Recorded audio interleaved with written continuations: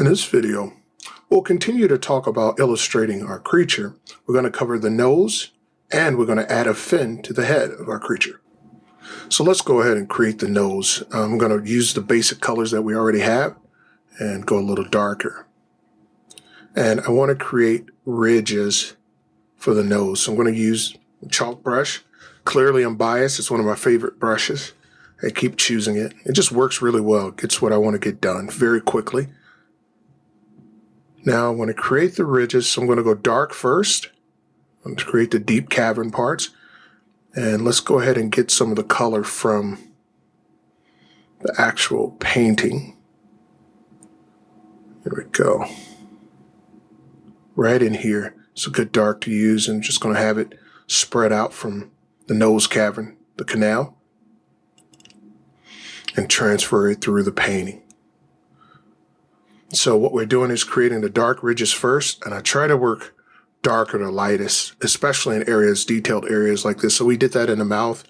We started off dark and worked our way up in color. There we go.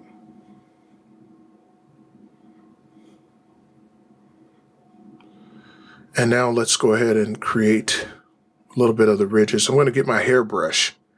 And you can use any brush. You don't have to use this specific brush. But I'm going to turn the scattering on, pin pressure, and break it up a little bit. You can use a chalk brush for this too, but I want to use a different brush in this case so that I get a little bit different look at the texture. So we're going to create the ridges here. Make it even bigger, the spatter. There we go. That'll work. And I want to spread the light at the hill or the hilt of the nose. So that means this is the curviest part where the most light hits, and then it dissipates across the rest of the nose. So there we go. This brush is working really well for me. Get a nice even spread. Go even higher. And so my opacity is at 25. So move it up a little bit. There we go. And the reason why I like this brush, as I said, it gives me a little bit of a look of pores.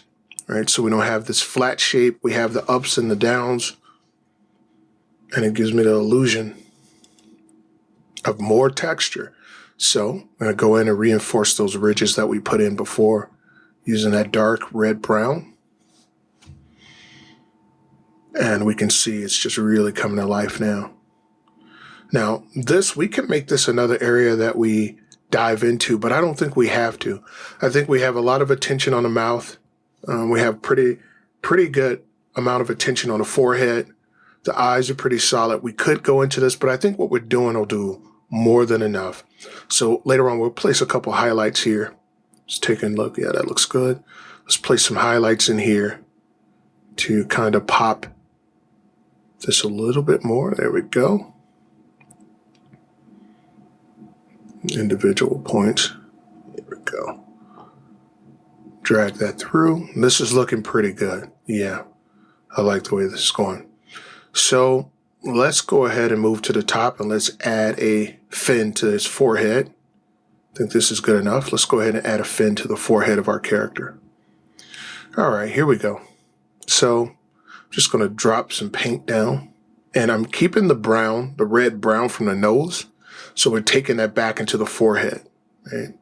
And I'm just going to do a generic fin. Just something to make sure that the forehead